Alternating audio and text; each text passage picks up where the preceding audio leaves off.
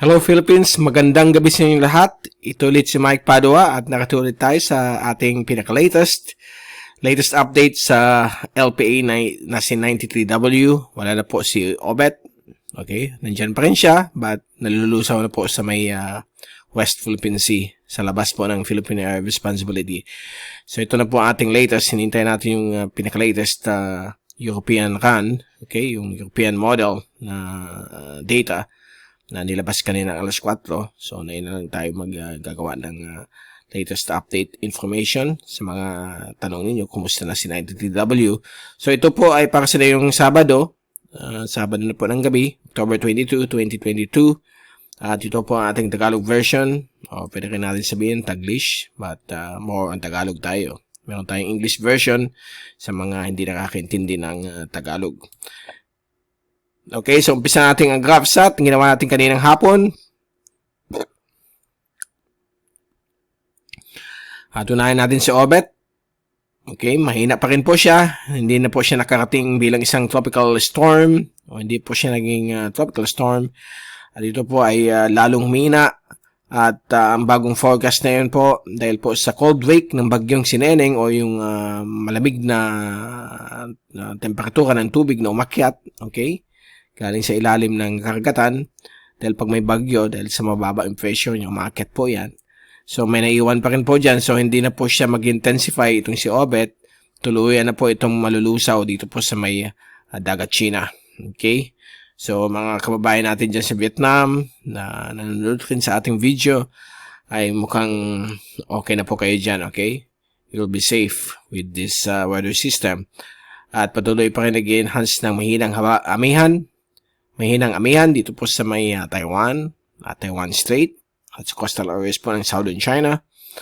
So far, nilabas na po natin yung final advisory nito. But may mga ulan pa rin inaasahan sa Babuyan, Batanes Group, at hilagang bahagi po ng extreme northern zone, lalo na po ang Ilocos Norte.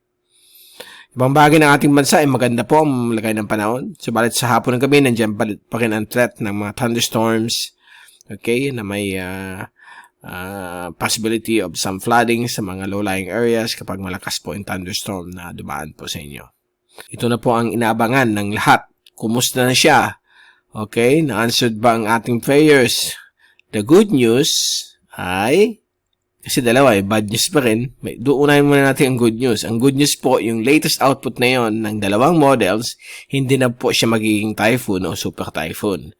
Doon sa latest. It's either it will become just a active low pressure hanggang tropical storm. Okay? Somewhere between those categories o classification ng tropical cyclone, from either tropical depression or tropical storm pag tawid niya po sa Visayas. So Visayas pa rin ang pinapakita at likely sa may Samar, Masbate area ang daan base po doon sa dalawang computer models.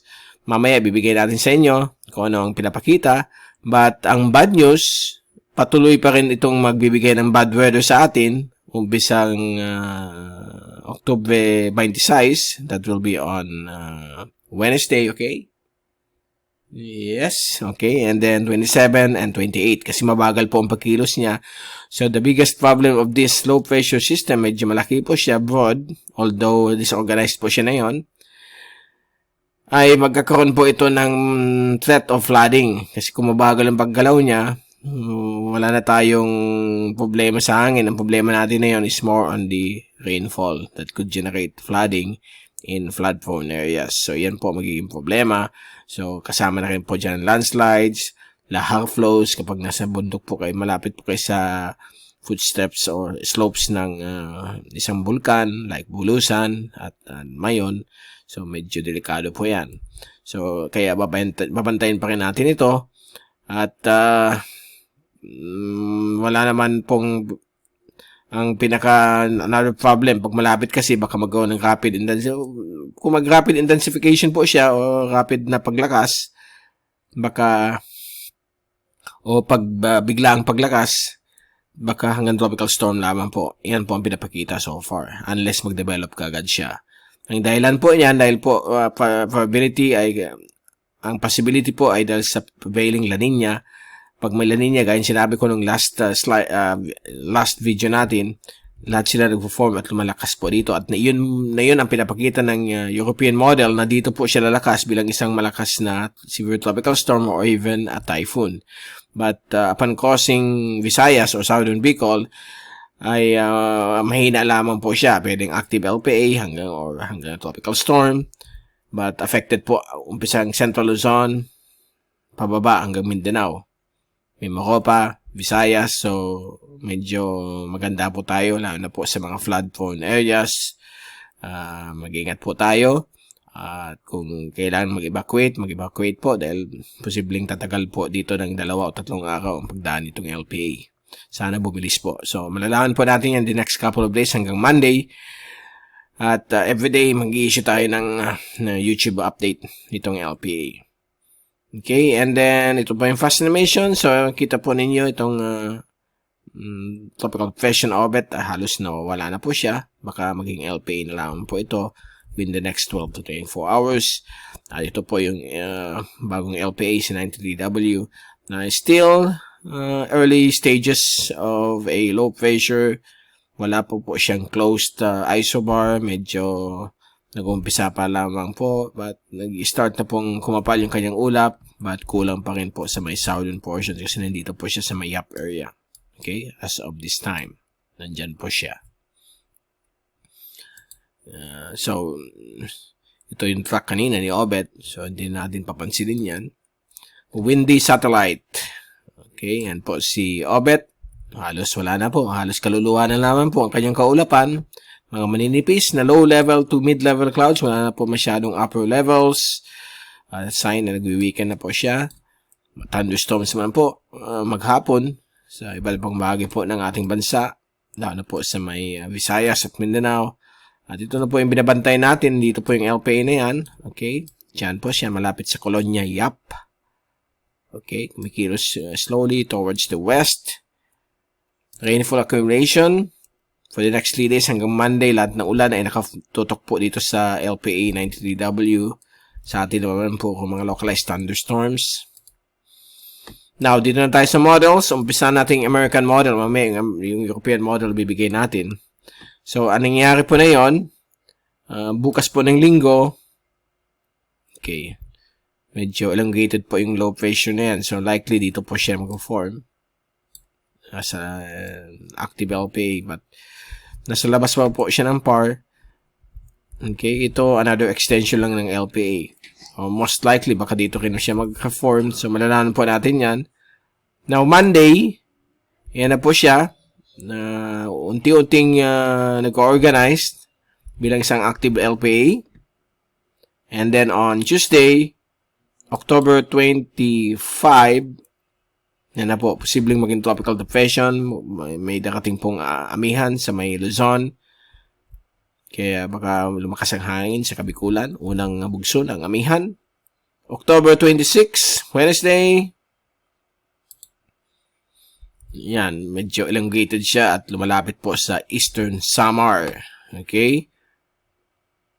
October 27, Thursday, nandiyan na po siya. Slow-moving low pressure system, but itong pressure levels na ito, in reality, baka isang tropical storm po yan. Kaya babantayin po natin closely. Kasi ganyan po ang computer models. Then Friday po siya, lalapit po sa may vicinity ng Eastern Samar. At posibleng maging isang tropical storm. Ayan nga. Dahil meron po isang circulation dito malapit sa kanya. Baka parte lang po ito ng kanyang circulation. Medyo naka-split po ang pinapakita nitong American model. Latest na po ito as of 2 p.m. kanina. So, lalapit po sa Bicol at aakyat na po pa norte. So, yan naman po ang pagbabago. Kanina kasi nandito yan system na yan. Pupunta doon. So, medyo pabago-bago po ang American model. Hindi nalilito siya kung ano yung papadevelop dyan sa mga area of low pressure systems. Saturday, October 29, napaakyat na po siya. So, move natin hanggang October 30, Sunday, nandiyan na po siya sa may taas. Kahit may amihan, nakakakyat siya dahil po may nag-form po dito tinatawag nating high pressure steering ridge na yung ganyang hangin po ay palabas papuntang norte. So, pinupush siya towards the north. Okay?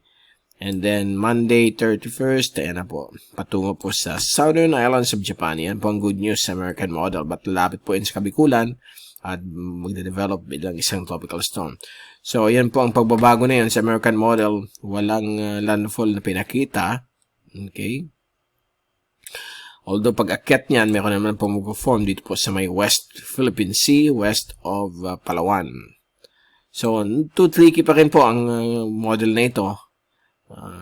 And more than 5 days. Baka hindi po ito come into reality. Okay? Balik tayo sa araw na ito. European model naman tayo. Okay? Bukas ng hapon, yan na po yung LPA. Papasok ng PAR. Mahina pa rin siya. Monday, unti-unting lalakas. Active LPA or baka maging tropical depression. Tuesday, yan na po siya magiging either a tropical depression. Papalapit po sa Eastern Summer, kagaya rin ng American model. But ito po, hindi po ito hihinto dito at aakyat. Okay? Ang style nito, sa Wednesday, October 26, ay lalapit na lalapit sa Eastern Samar at Eastern Visayas at mukhang ma-maintain niya bilang isang tropical depression or a weak tropical storm.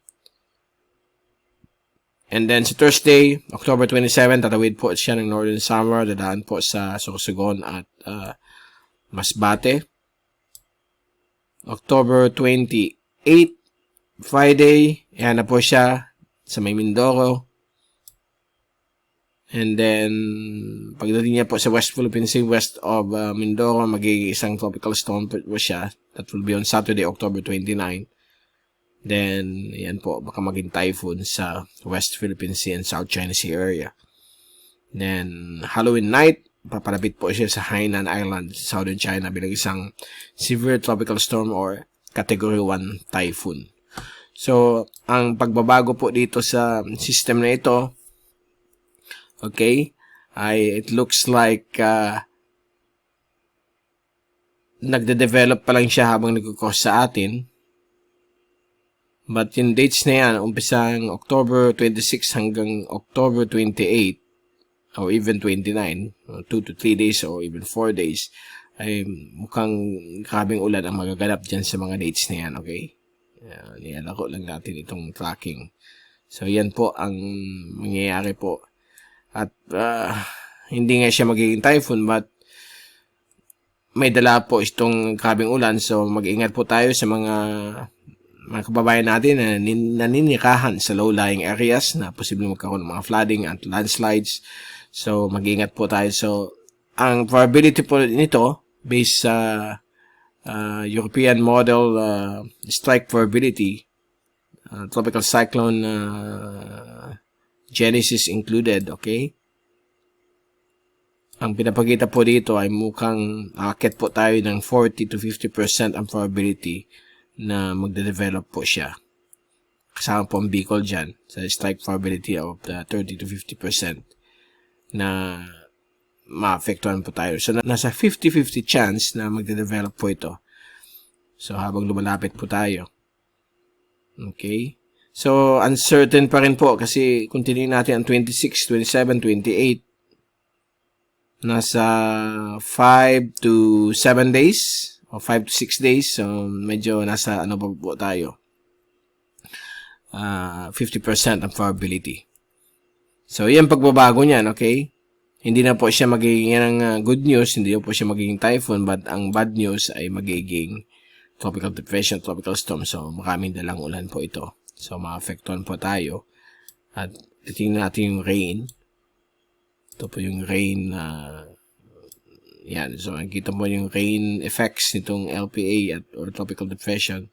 So, medyo malaking area po ang uulanin. Okay? From Eastern Luzon. Mukhang kasama din po ang Metro Manila at Luzon. So, it's quite a large system. Dito po na nakikita po natin. But, usually kasi malalaking system, hirapan yan mag-intensify. Sobrang laki niya compared sa mga maliliit. Kaya niya mag-rapid. But, yung mga malalaki, it takes time. So, most likely, lalakas po siya pagdating dito sa may area po ng West Philippine Sea. So, yan po ang dapat natin ipaghanda, yung possibility na maraming dalang ulan ito umpisang Miyerkules, October 26 hanggang Friday or Saturday, October 28 o 29. Pero ang closest approach po, yung mga kababayan natin dito sa Kabikulan, 27 and 28. So, it's still hard to give you the forecast tracks kasi hindi po siya nag-perform bilang isang active LPA. So, magulo pa rin yung model. So, hindi pa po ito sigurado. Okay? So, kung titingnan natin yung tracking niya, magiging ganito po siya. Ang European model, dito po siya, ganito. So, same, halos same din since yung last natin kahapon. But hindi na po siya typhoon, okay? Nasa pinakamahinang classification o category na lamang po siya ng isang tropical cyclone, the TD or TS. But again, since mainit po dito sa Philippines, hindi natin alam kung magkakaroon ng rapid intensification, but ang solution dyan is medyo malaki po siya. So, medyo mabagal ang kanyang pag-develop. Kaya ni Obet, if you forecast ng mga models sa lakas, pero hindi naman pala. Okay? So, yan ang mga nature. May kapi 100% of forecast. Walang 100% na weather forecast. Palaging may mga sablay. Minsan may tumatama. But yung malapit na, medyo mataas na po ang probability niyan. Ang American model ay medyo same din. Nalapit dito. Pero pagdating dito sa may east of Bicol, ganito na siya. So may pagbabago na yon compared kanina nandito. So nandito na yun siya. Okay? Diyan sa area na yan. So, yan po ang latest. So, it's still early to tell kung saan talaga siya pupunta. Medyo 50% pa ang probability na magde-develop po siya. So, baka magbago pa rin po. Let's hope and pray dito na talaga siya mag-develop. But again, kahit hindi po siya mag-develop bilang a low pressure system, magbibigay po ito ng mga ulan sa wide swath ng ating bansa from Central Luzon down to Mindanao. Kasama po ang Mimaropa, lalong-lalo na po sa atin sa Bicol at Visayas. So let's prepare for the effects of this, particularly on the effects of the rainfall that could cause o posibleng magbigay ng grabing mga pagbabaha sa mga low-lying areas. Okay, so yan na muna. Diyan muna natin tapos ang ating update bukas. Babalik tayo for our Sunday edition of the update on LPA 93W para malaman natin kung ano naman ang pagbabago. Sana hindi na po siya lumakas. Sana may maintain bilang LPA. But wala tayong magagawa kasi ganito. Ito po yung time ng last week of October. Marami na talagang dumadaan na bagyo sa Visayas, sa Bicol.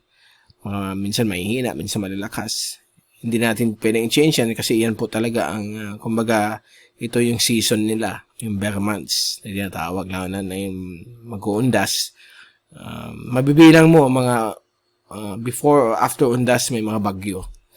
Kaya let's all hope and pray na sana hindi na po siya lumakas at mga konting ulan lang idala ito. Okay, see you again tomorrow. Ito ulit si Mike Padua.